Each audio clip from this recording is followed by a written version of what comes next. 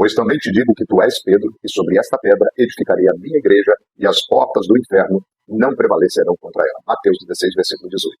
Essa foi uma afirmação que Jesus fez após a revelação que Pedro teve, que ele era o Cristo. Pedro havia declarado numa indagação de Jesus quando perguntou o que ele era para os discípulos. E Jesus recebe de Pedro a seguinte afirmação: tu és o Cristo, o Filho do Deus vivo. Logo, Jesus falou que ele foi bem-aventurado por ter recebido do Pai essa revelação, porque só conhece o Cristo aquele que o Pai revela.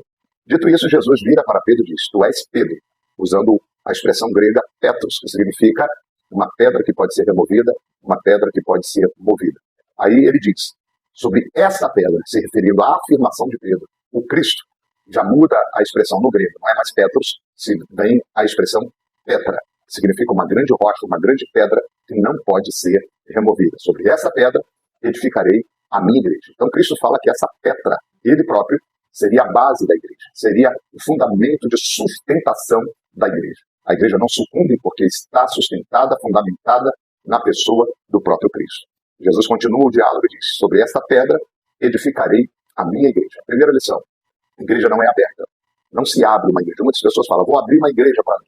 Uma igreja não é aberta. O que você pode abrir é um salão, é um templo, é uma denominação, é uma religião, é uma instituição. A igreja de Cristo não é aberta.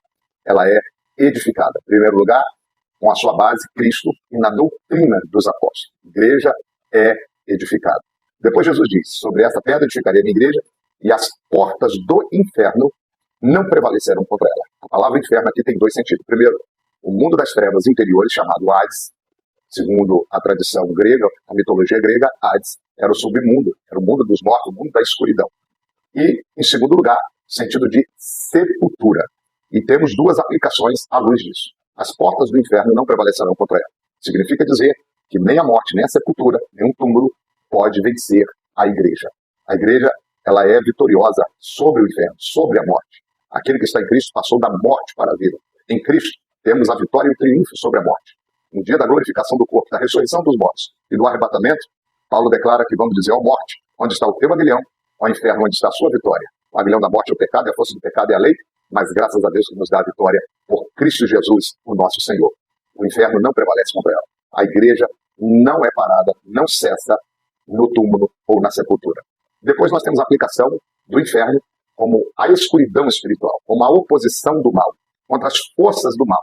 A igreja, desde o momento que foi inaugurada e edificada em Cristo, ela sofre a perseguição e a oposição das trevas. Mas mesmo a oposição, a perseguição do império do mal, da força do mal, das trevas exteriores, a igreja permanece de pé. As portas do inferno não prevalecem contra ela. Se levanta, mas não vence. Se opõe, mas não destrói.